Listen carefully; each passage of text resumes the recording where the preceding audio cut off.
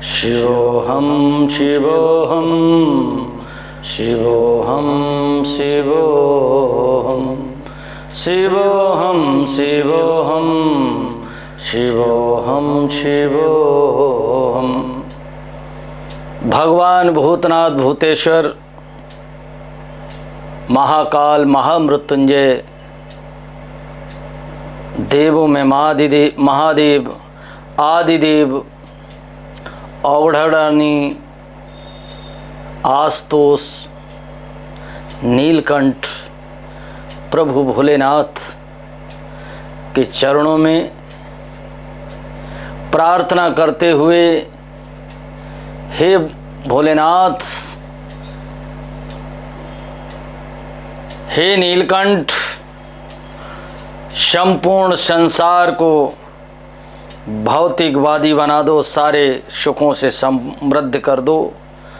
सारी मानव जाति आपसी हिंसा को छोड़कर प्यार मोहब्बत धन ऐश्वर्य से युक्त हो। आपकी अध्यात्मवादी संस्कृति को निरंतर आगे बढ़ाएं। आओ भगवान भोलेनाथ के चरणों में भज गोविंदम गोविंदम भज मोड़ मते। सभी श्रीधाम गोवर्धन पीठाधीश्वर, श्रृंगेरी पीठाधीश्वर, शारदा पीठाधीश्वर, ज्योतिर्मय पीठाधीश्वर, हरिहर स्वरूप भगवत शंकराचार्य के श्री चरणों में वंदन करते हुए आओ माँ भगवती जगत जननी माँ पार्वती के चरणों में वंदन करते हुए, भूतनाथ भूतेश्वर के चरणों में वंदन करते हुए आओ आप सबके कल्याण के लिए ज्योतिष के आधार पर 11 दिसंबर से लेकर यानी 2024 का अंतिम महीना 11 दिसंबर से लेकर के 20 दिसंबर तक 12 राशि वाले जातकों के लिए भोलेनाथ की ज्योतिर्वाणी में भविष्यवाणी में क्या क्या लिखा है, क्या क्या होने वाला है, उसको बताने जा रहा हूँ। आज मार्गशीर्ष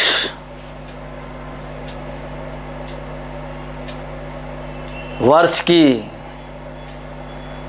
अंतिम से पहली एकादशी, जिसका नाम है मोक्षदा एकादशी।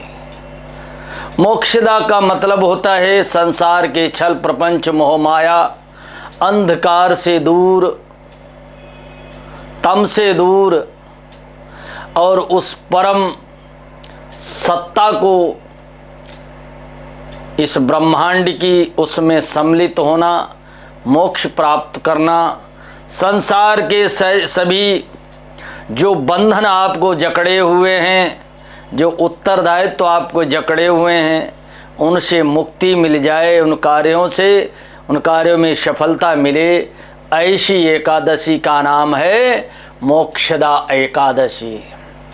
मोक्षदा एकादशी दिन है बुधवार, और इसी दिन महाभारत के मैदान में जब कौरव और पांडवों की सेनाएं आमने सामने खड़ी थीं और संजय से धृतराष्ट्र ने पूछा कि धर्म क्षेत्रे कुरुक्षेत्रे संवेतायुत्सवा माम कहा पांडवा शैव किम कुर्वते संजय।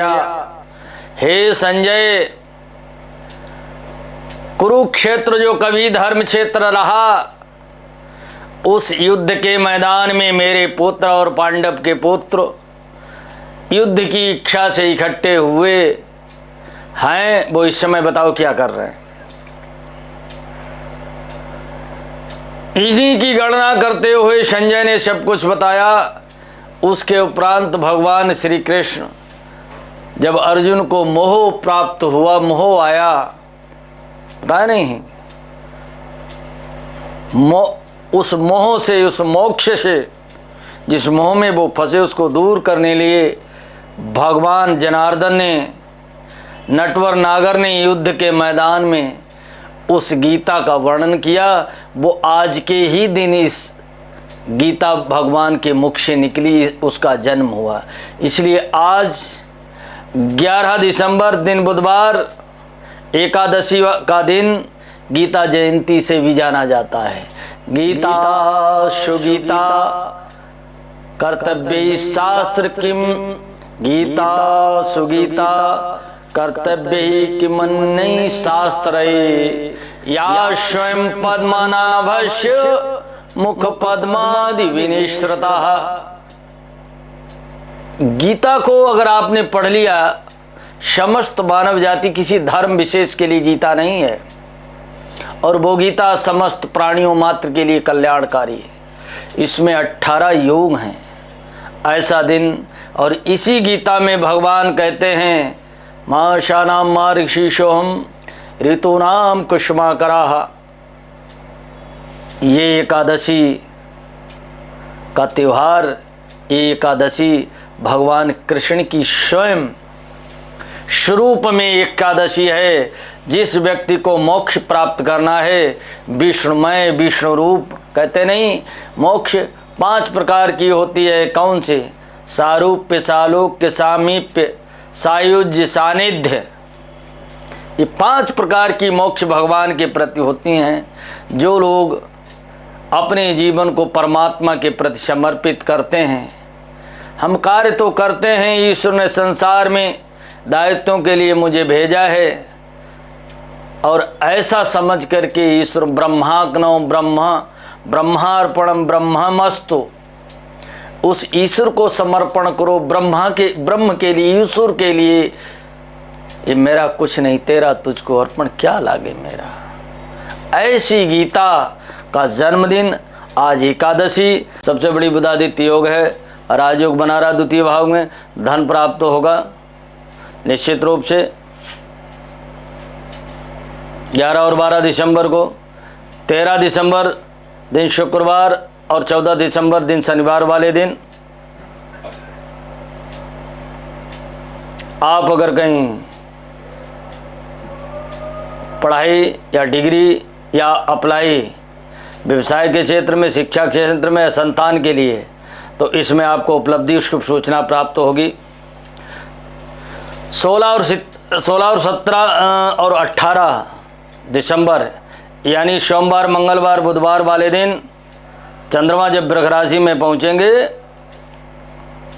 तो जो आपके स्वास्थ्य में गड़बड़ी है वो आपको उसमें राहत मिलेगी, इससे पहले नहीं मिलेगी।